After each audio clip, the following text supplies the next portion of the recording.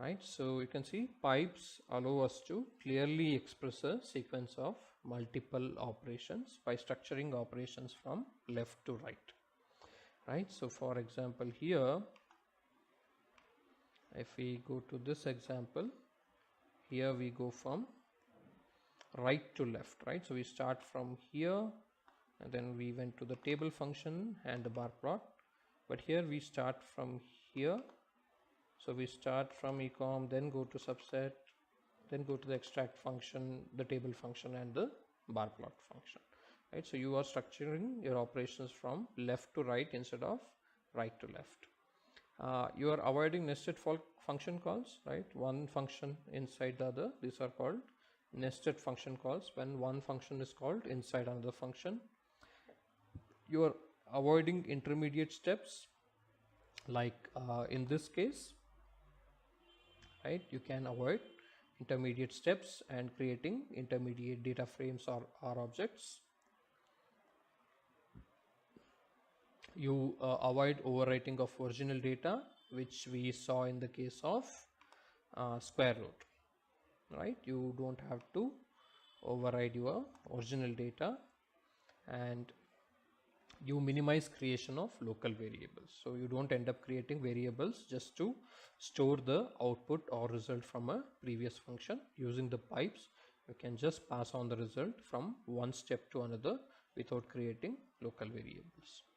And the pipe operators, right? So we saw that the pipe operator is used to pass the result or step from one function to the next function or the next step without creating an intermediate or object. The assignment operator, we used it to assign a value to an object itself. So for example, when we were calculating the square root, we computed the square root of n underscore pages and then assigned it back to y using this assignment operator.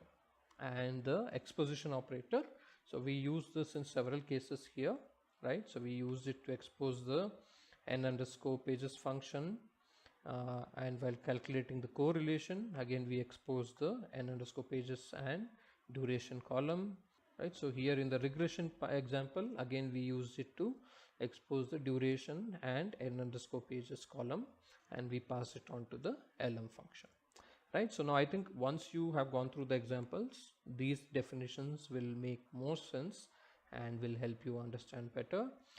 We have given the link to the Magrita website, so it's magrita.tidyverse.org. You can come here and you can take a look at the documentation and you can go through the examples, and you can also go through all the examples that we have worked here, right, in this lecture. Now all the scripts and all the data sets are available in the learning management system, and they're also available in the GitHub repository. So you can go through them, you can try these examples, and if you need any clarification or if you need any other help, please feel free to reach out to us and we'll see how we can help you out. Okay, so thank you for going through this lecture. It is important because in some of the other courses that you will be taking up, we'll be using pipe operators.